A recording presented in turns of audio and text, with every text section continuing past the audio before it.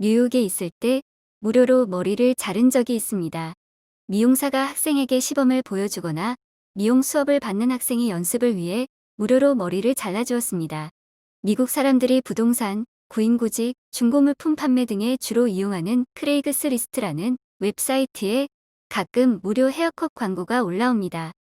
머리칼이 두껍고 숱이 많은 동양인 머리에 익숙하지 않아서인지 대부분 무료 헤어컷이 마음에 들지 않았지만 뉴욕의 미용실 비용이 워낙 비싸다 보니 돈을 절약하기 위해 서비스를 몇 번 이용했습니다.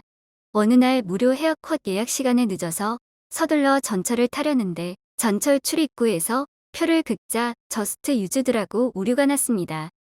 뉴욕 전철의 출입구는 카드나 휴대폰만 터치하면 쉽게 열리는 한국과 같은 시스템이 작년부터 도입됐으며 아직 전역에 설치되지는 않아 현재는 구형과 신용카드 출입 장치를 모두 사용하는 과도기에 있습니다. 제가 뉴욕에 있을 때는 구형 출입 장치만 있었는데 기계가 워낙 오래되고 낡아서 종종 오류가 발생했습니다. 전철 카드를 긁은 후 안으로 들어가려고 할 때 카드는 읽히고 입구의 반은 움직이지 않는 경우가 많아서 친한 대학원 동기는 이것을 미술 작품으로까지 만들었습니다. 이럴 때는 영무원에게 가서 카드 사용 내역을 확인받고 들어갈 수 있습니다. 영무원에게 말하려고 보니 이미 몇 사람이 창구 앞에 줄을 서 있었습니다. 미용실 약속에 늦고 싶지 않았고 한 달 동안 무제한으로 사용할 수 있는 전철 카드를 갖고 있었기 때문에 발을 뛰어넘어도 큰 문제가 없을 거로 생각했습니다. 그런데 발을 넘자마자 NYPD 뉴욕 경찰 2명이 다가왔습니다. 상황을 설명했지만 들으려고 하지 않고 무임승차로 벌금 100불의 딱지를 적어줬습니다. 결국 미용실 예약에 늦었고 며칠 후 벌금 100불을 내지 않기 위해 브루클린에 있는 법원까지 가야 했습니다. 번호표를 받고 한참을 기다려서 사무실로 들어가 담당자를 만났습니다. 진실만을 말하겠다는 선서를 하고 전철 개찰구를 뛰어넘은 이유를 설명했습니다.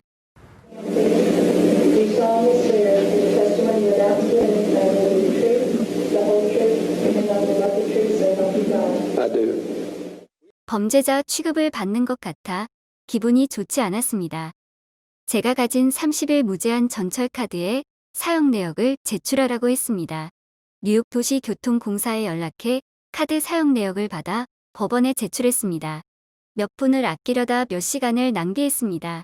사람들이 붐비는 지하철역이나 위험한 지역의 역에는 보통 경찰들이 여러 명 배치되어 있습니다.